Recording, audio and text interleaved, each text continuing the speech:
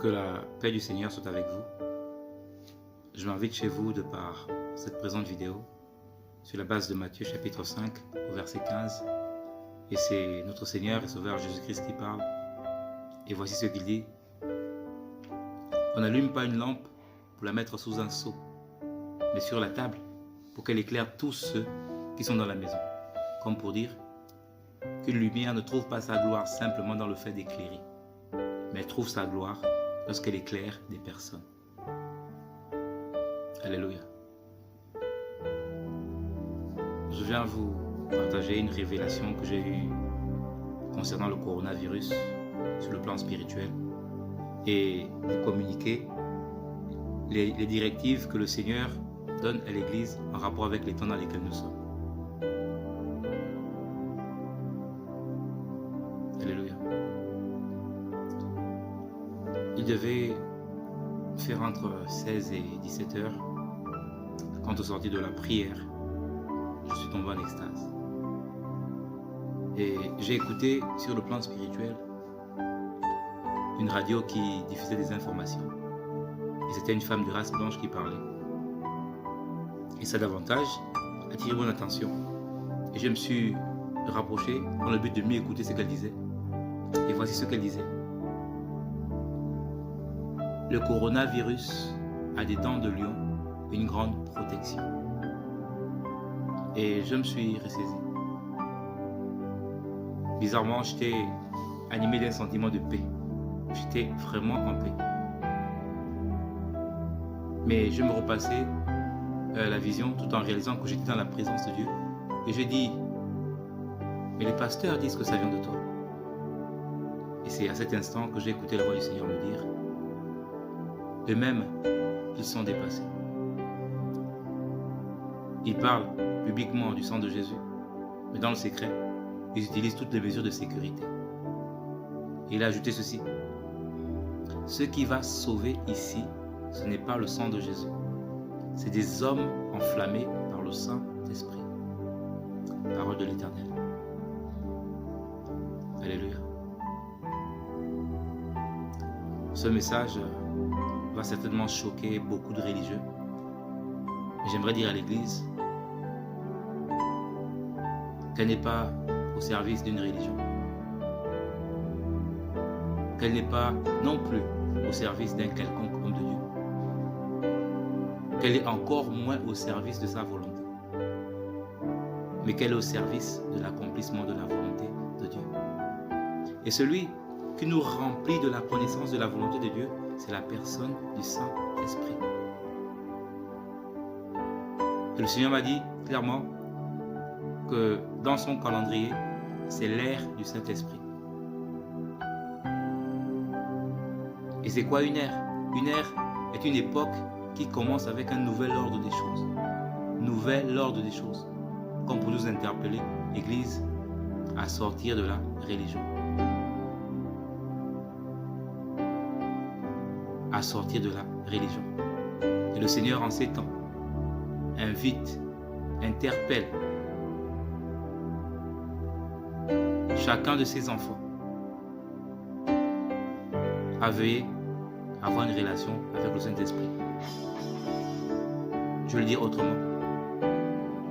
En rapport avec les temps dans lesquels nous sommes, le Seigneur appelle chacun de ses enfants à s'impliquer, à avoir une relation avec le Saint-Esprit.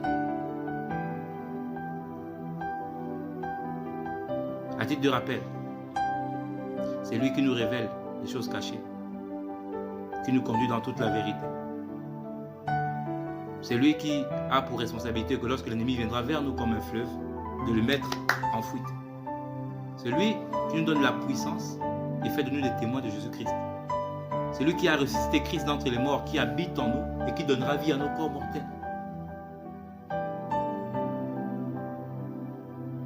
Celui d'esprit de sagesse, de discernement, de conseil, de puissance, de connaissance, de crainte de Dieu sur nous.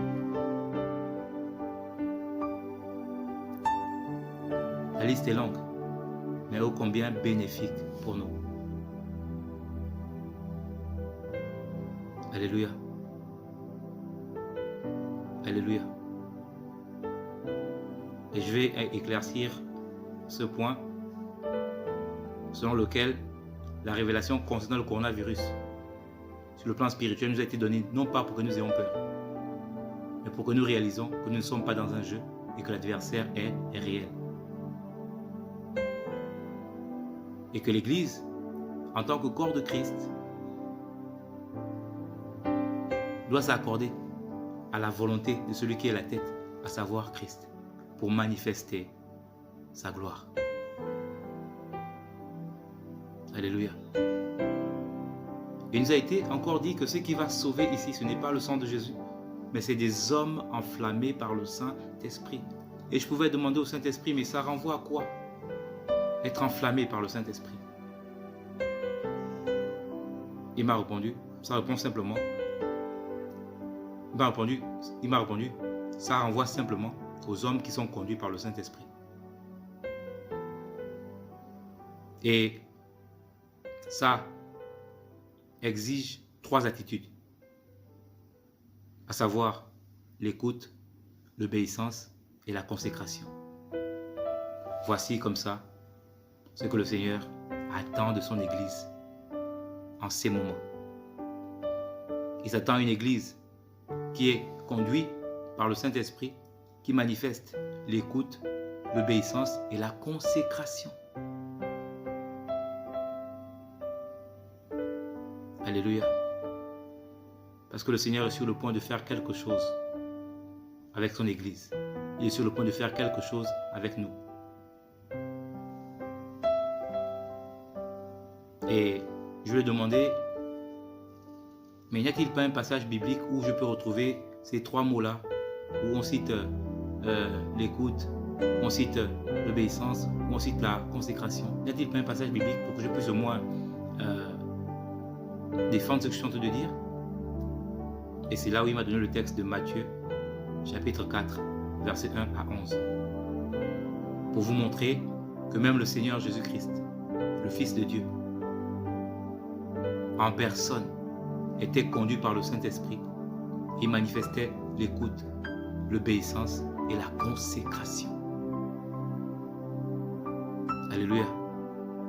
Sans plus tarder, je vais lire la parole. Matthieu chapitre 4, à partir du verset 1 à 11. Puis Jésus fut emmené par l'Esprit dans le désert pour être tenté par le diable. Après avoir jeûné 40 jours et 40 nuits, il eut faim. Le tentateur s'approcha et lui dit, « Si tu es le Fils de Dieu, ordonne que ces pierres deviennent des pains. » Jésus répondit, « Il est écrit, l'homme ne vivra pas de pain seulement, mais de toute parole qui sort de la bouche de Dieu. » Le diable le transporta alors dans la ville sainte, le plaça au sommet du temple et lui dit, « Si tu es le Fils de Dieu, jette-toi en bas. En effet, il est écrit, il donnera des ordres à ses anges à ton sujet. Ils te porteront sur tes mains, de peur que ton pied ne heurte une pierre. » Jésus lui dit, il est aussi écrit, tu ne provoqueras pas le Seigneur ton Dieu. Le diable le transporta encore sur une montagne très élevée, lui montra les royaumes du monde et leur gloire, et lui dit, je te donnerai tout cela si tu te prosternes pour m'adorer. Jésus lui dit alors, retire-toi, Satan, en effet il est écrit, c'est le Seigneur ton Dieu que tu adoreras et c'est lui seul que tu serviras. Alors le diable le laissa, et voici que des anges s'approchèrent de Jésus et le servirent. Alléluia.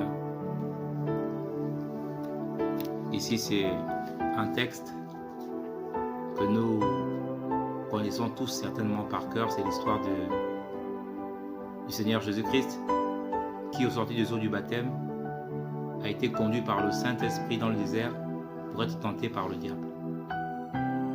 Et ce périple se déroule en 3 étapes.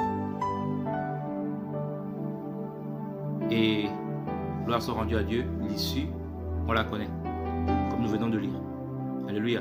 Maintenant, moi je vais te montrer simplement au travers de ce texte que notre Seigneur Jésus-Christ était conduit par le Saint-Esprit.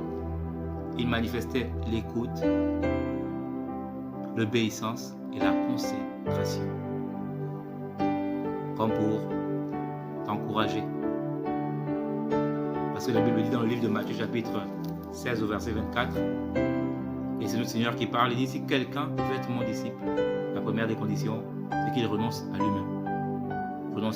Renoncer à soi renvoie à quoi? À ne plus parler en termes de moi, en termes de je. Donc c'est renoncer à son ego et qu'il se charge de sa croix.